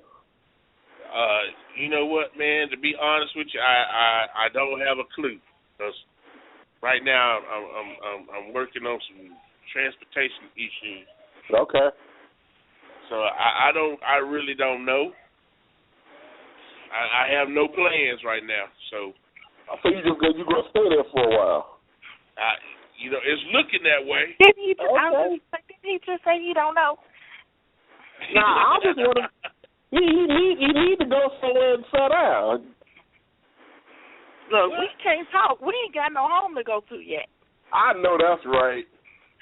Y'all not ready yet? No, hell no. Oh man. They done cracked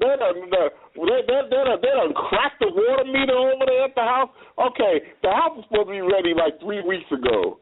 No. Originally, I said I wanted to move in the week before Thanksgiving, and that was agreed upon. The house will be ready on the week before Thanksgiving. This a whole month later, and the house still ain't ready. Now, I went over there, and our place was all gutted out. We didn't even have no floor. Wow. Right. Well, I hope it's ready by the time. I hope it's ready by the time y'all get back. I do too. I mean, at least before we left, we did have flooring and carpeting and all of that stuff. Right. Yeah, see, I got a plan, because if it's not ready, we got a plane ticket we can change, so you better tell Mama we come and stay with you. Jesus Christ. She got an extra room. She got an extra room back there. Yeah, well, you think I'm playing. Don't tell him that. Tell her she start frying some chicken for Monday. Oh, my Jesus. They gonna put us out. Man, that's crazy. That's You crazy. heard me? Yeah. I heard you, sweetheart. They done cracked the water meter. I mean, it's bad. But you know what? God been looking out, because we've been on the road to give them plenty of time to really get good. Let me tell you about what's going on now, though, Mo. Let me tell you. We was at that other restaurant. We was eating at that restaurant every night. We was eating. We were truly dining, right? But let me tell you through the whole time, let me tell you where the truly dining really started. The truly dining really started about 3 days ago at this Hampton Inn. Mimi went and got a George Foreman grill, and I'm telling you, a brother been having pork chops and baked potatoes. She made some pork chops and baked potatoes and shrimp salad. It was the best meal that I had on this whole trip, and I love New York food. But my husband down with that George Foreman grill. Wow. That's awesome. She making pork chops and tacos and I think she's finna grill some salmon now. Oh, yep. Jesus. Yep. So we having a good time. We setting off the fire alarm, and then the sprinkler system with the George Foreman grill, when we put up an umbrella and truly dine under that. We ain't set off no fire alarms, not even close. It looked like we are, but that smoke be coming from that George Foreman grill. But like, we finna set up the sprinklers, so they gonna put us out. That's terrible. That's all right. They be putting me out with a pork chop in my fat ass hand. That's terrible. Yeah, he had a stuffed baked potato with shrimp and cheese and sour cream and butter. Yeah. And the Hampton Inn. Doing it, ain't you? That's smart, though. You know how I do. You've been around me enough as far as my cooking. Oh, I already know. You gonna hook it up. Yep. Yeah, I already know that. And my poor husband, he don't think he's supposed to eat sandwiches, so I have to, do it up. He always got to truly dine. He's not a bologna type guy. He's not a bologna and cheese kind of guy. Yeah, see, Mo, I could handle the truly dining if we could do it once a day. Eat dinner meals at dinner time. But he want to eat dinner meals twice a day. He want to eat a big full meal at lunch and then at dinner. So that's the challenge. That's your hubby now. I know, but that's still my challenge. He don't truly dine now. I tell you what I'm about that all the time. If he don't do nothing else, he gonna truly dine. Don't I bet? I'm gonna if he goes before me, I'm gonna have it inscribed on his tombstone. A man who loves truly dining. And I'm gonna sit a whole big cup a shrimp cocktail right there on top of it. Say, enjoy, my friend. Because that's what he was eating the first time we sat down. And he was smacking on shrimp cocktail, talking about, man, y'all ain't never truly dined. And I was supposed to say, I want to truly choke your ass out. I hear you. Everywhere we went, he ordered shrimp, extra shrimp to go on the salad on the side or something. Yeah, he loves the shrimp now. Yeah. Brother man loves the shrimp. Wow. If he didn't do nothing else, he truly died. When you guys headed back home? Monday. Monday. Yep. This has been a long trip. Y'all gonna have to suffer through that holiday traffic. Yeah, hopefully it don't start up on Monday. That's what I'm hoping. Right. Now I know Tuesday. I know Tuesday for sure. Tuesday gonna be a bastard. You have to get to the airport 5 hours early. Yeah. Well, y'all can always box that grill up and send it to me in the mail. Yeah, you need the George Foreman. I don't know. You know what? Knowing your sister with her cheap ass, she might start packing it everywhere we go. Bruh, nah. You know what? My sister ain't. I can't control you when it come to eating. You spit. Okay, look, we both were away from each other this afternoon, right? Right. Okay, so I had to buy lunch out. He had to buy lunch out. Ask me how much he spent on lunch and how much I spent on lunch. You probably spent $12, $13. I spent $5 for some chicken and rice meal. My husband spent $20 on a meal for himself. Okay. I could have ate 4 times for what he spent. In your defense, what? In my defense, the place I ordered was just more expensive than when you ordered. I didn't have the option that you had. It don't matter. You always do that. I was a victim of the inflation. You always do that. You was a victim of supply and demand. You demanded a big supply. I was a victim of inflation. Whatever. Hey, somebody asked Felix what he doing for Christmas. Yes, sir. What you doing for Christmas? Honestly, I was just more hanging out here with the family, watching the kids, open the presents, sit down and watch 24 hours of A Christmas Story and How the Grinch Stole Christmas, and that's about it. Y'all white people funny. I'm only half white, Mo. I'm half white. I know that. I'm being facetious, but me and my brother the other day was talking about how.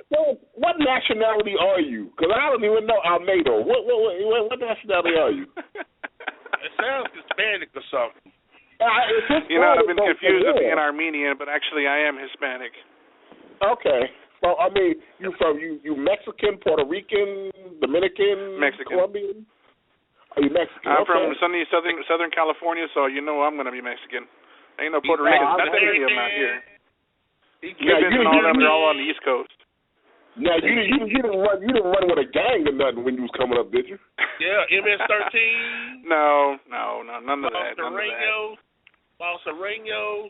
I mean, you wasn't, me barrio. Now, was you watching that show?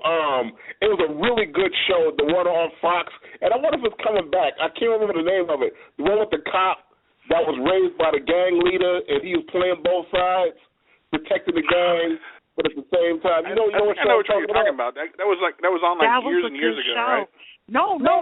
Just last year. This past season. Oh. Yeah. Oh, I don't know. It was really good.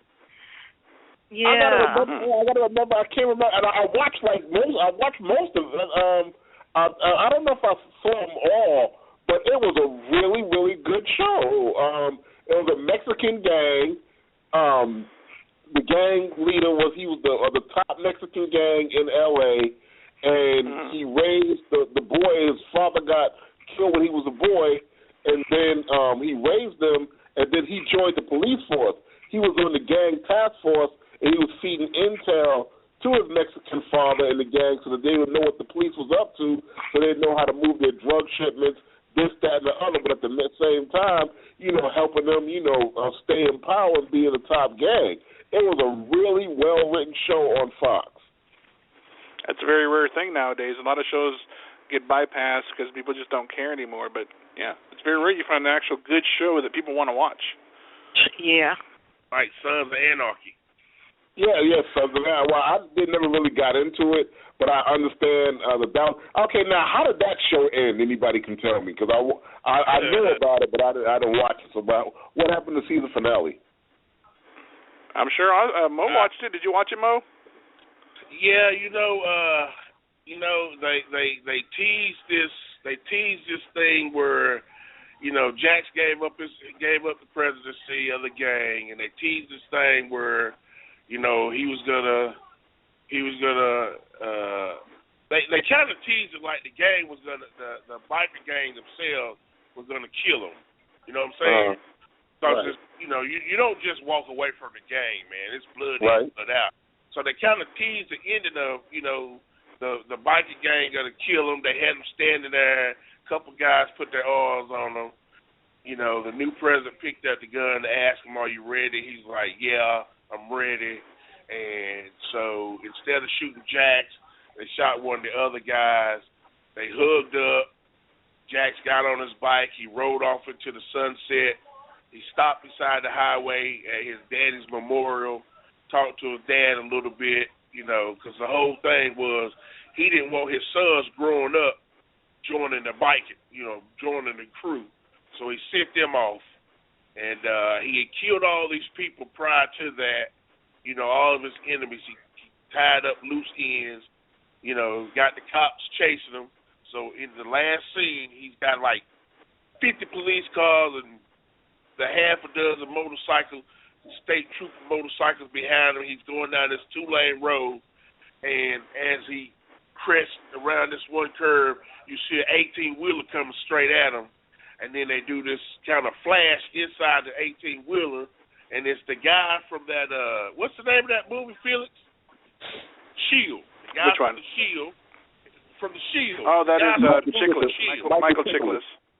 Yeah, Michael Chiklis is driving the 18-wheeler, and he's rolling towards the 18-wheeler. He stands up, spreads his arms, and it just gives you this impression. It goes off, it just goes silent, and you see I don't know if it's gas, fluid, or blood, or whatever, roll across the street, into this. Yeah, basically Jax died at the end.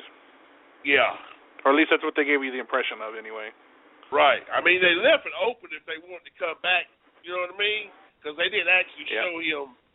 Yeah. It's kind of a cliffhanger, but, you get the drift. The star of the show died. He killed the other star of the show, which was his mama. She died. He killed her the week before. So. Yeah. It's a great show, man. It's a great show. Katie Seagal got killed?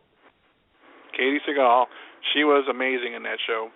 She died? She got killed? Yeah, he killed her. She did. She died in the show. Okay. Yeah, he killed her. He found out that she killed his wife. So she asked him, she said, "It's time," and they walked out to the garden, and she turned her back, and she told him, she said, "It's got to be done." It wasn't like she was running, she was like, you got to do it. So he shot her in the back of the head. Wow. Yeah.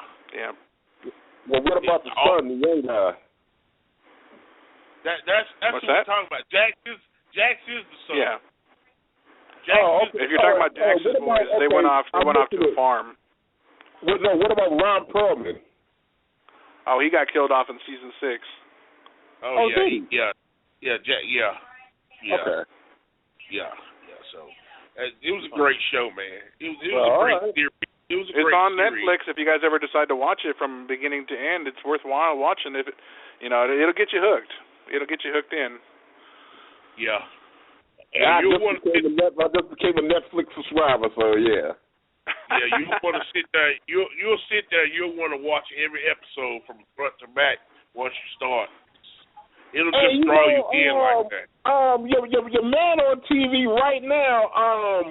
Who's the black guy from Memphis with the blonde hair, Bo? Derek King.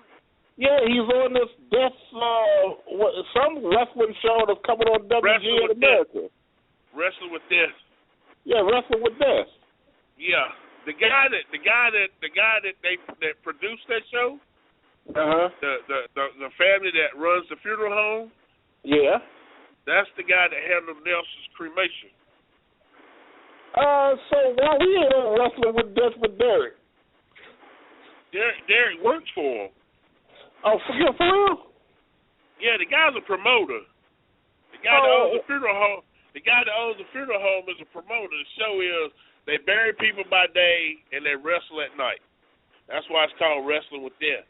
Well, you need to call him up and get us a TV gig. What the hell are you doing? Yeah,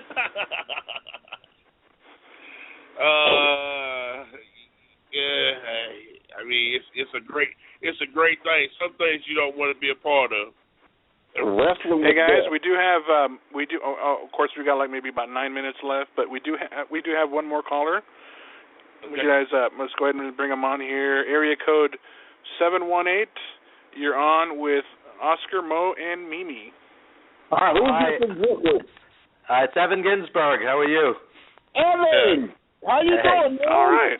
Good. How you guys doing? All right. How are you? Merry Christmas. Yeah, happy just want to holidays. wish everybody happy holidays. Definitely. Now, Evan, my first question: you live in what part of New York? You live in Long Island? I live in Queens. I grew up in Brooklyn.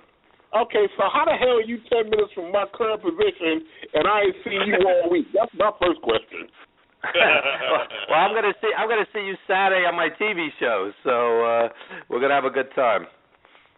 I know about Saturday, but Evan, I've been cooking all week long, and you ain't came in for dinner. Well, you're in another week. I'll take you up on it. Yeah, how you doing, man? What's going on? Yeah, we got a monstrous major show going on over this Saturday. What all we got going on? I'm going to be co-hosting with Evan Ginsberg on Heroes and Legends TV here in New York Saturday. What all we got going on there, my man? Tell us. Well, we have you and Mimi, and we have a legendary oldies doo-wop singer and Lenny Coco from the Chimes, million-selling artist. He's going to be singing live. We're going to have hip-hop meets doo-wop. I don't think this has ever been done before. Wrestling meets poetry. We have a poet on the show. It's like the old Joe Franklin show. We throw everything into the mix, and somehow it all works. So, Legends TV. Yeah. You know, I'm telling you, I love to do your show and co-host because, like I told you more than once, you make me feel like Andy Richter, or you make me feel like Ed McMahon, you know, when I went in there, and it's just a great feeling. It's like I sit on the couch, and I'm in all these other endeavors, but when I'm sitting on the couch co-hosting, my whole thought process is I really can get into this. Yeah, well, look, I mean, a show is only as good as its guests, so if you surround yourself with interesting, eclectic people like yourself, you know, that's what makes it work. And yeah, it's funny when if you talk to a wrestler, sometimes they don't want to talk about wrestling. They want to talk about music. You talk to a musician, sometimes they don't want to talk about music. They want to talk about wrestling. You know, so people have diverse interests, and that's what makes a talk show anyway. So, looking forward to having you guys back again, and you guys are doing great work here also. Yeah, because tonight we talked about everything almost but wrestling. We had our segment where we discussed the goings-on to the WWE, but we've talked about everything from Kim Jong-un to Bill Cosby to our Christmas wishes, our Christmas childhood, the foods we like, the foods we eat, the foods we ate, everything we saw and didn't see in New York, the fact that nobody in New York got Christmas lights. It's been a real ride tonight, so I understand. Yeah, I'm a Brooklyn Jew married to a Korean Christian, so I have a multicultural Christmas. You know, it works. Now, how does your house be decorated? You know, under those circumstances. It's really not. It's really not. We go to other people's Christmas parties, and to me it's just a happy time of year for the most part. Unless what people don't realize, sometimes people have family thousands of miles away, and people could be homesick, and Christmas is different things to different people, but for the most part, it's a happy time to celebrate, be with family and friends, and it transcends religion. It's beyond, it's beyond that. And the thing with religion that I always like to say is, religion is variations on a theme. Everybody. It's basically you go to your family, you eat a lot of food, you bring gifts, you pray to whoever. Religion, why everybody kills each other over it is ridiculous. And ditto with racial issues. We're one race, the human race. My wife's Korean. We have more things in common than not in common. It's this world has a lot of growing up to do still. No, well, it's fantastic. And my most important question is, can I tweet to you my wish list for snacks on Saturday? How does that work? Yeah. Tweet it for him. Tweet it to him. Yeah, I'm going to tweet my wish list of snacks. He has a bunch of snacks in the green room. You could try. We'll do our best. Ignore him. Yeah. Tell him to eat before he comes. Yeah. Okay. Anyway, it was weird to try. They were talking to that about how I love the Truly Dine, and you do have that green room. That green room will fit a turkey on that table. So I can tweet my wish list. Yeah, I don't think we're going to do turkey at 10 a.m., but we'll do what we can to accommodate. By the time we leave, it's noon. Yeah. All right, Evan, thanks a lot for stopping by, man. We're going to see you Saturday at 10 o'clock sharp. Yeah, that's right. LegendsTVNYC.com and MadhouseTV.com, archive 24/7. Thank you. Looking forward to having you both on again. And, any of you guys, whenever you're in town, you're always welcome. So, yep, we're going to be there. We're going to be in the heavy. There you go. Thank you. Okay, happy holidays, everybody. All right, thank you. Okay, bye-bye. All right, guys. The fastest 2 hours of radio is almost up. I want to thank our guest, Evan Ginsberg, for stopping by. Dan Marotti dropped in. Cousin Gwendolyn Dotson out there in Arkansas dropped by. Christmas wishes. For the last couple of minutes, Mo, what is your Christmas wish for everybody? I just want everybody to have a happy, safe, and prosperous holiday season, and hope everybody have a better 2015. Mimi, Christmas wishes. Wishes for everyone? I wish that everyone has a happy holiday, a safe holiday, and just remember the purpose for the season. It's to give and to enjoy your family and friends. Felix Almedo, half Puerto Rican, half Mexican, half American, Mexican and American. Your Christmas wish. Well, to quote something I heard many, many years ago, can't we all just get along? I wish, man. I wish. I wish. It is what it is. This world is, we're not perfect. Nobody in this world is perfect. We're all going to make mistakes in this world. That's what we're here. We're here to learn from them. The best thing I could suggest for 2015 is to enjoy your life. You're given one life to live. Live it to its fullest. Enjoy it, and just have fun. Be blessed. Be happy with what you have, and strive to continue to do your best.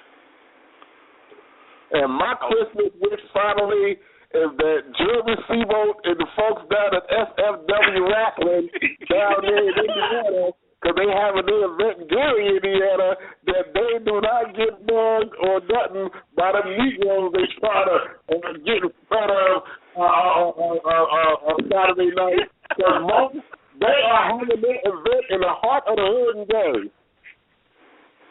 God bless them. God bless them. That's all you can say. Seriously, Thank you, Mo. Seriously, God bless everybody. Everybody have a safe and happy holiday. We will not be on next Thursday. We're gonna be back January 4th. We're gonna be back to doing a real show. Actually, let me correct you guys. Let me correct you on that, Oscar. We will be back January 8th. That is the second Thursday. The second Thursday in January. The week after New Year's Day. January 4th is Sunday. We don't want you guys working on Sunday, so. Sorry. This is the new season of Not Your Mama's Radio Show. The brand new season. Our season finale is tonight. On hiatus for 2 weeks after the holidays. Everybody have a safe, blessed, and Merry Christmas. We love you guys. Thank you for your support in 2014. 2015 going to be a blast. From Felix, Mo, Dream Mimi, I'm Oscar from Men on a Mission. Merry Christmas. Merry Christmas, guys. Merry Christmas, guys. I'm dreaming of a white Christmas, just like the ones I used to know.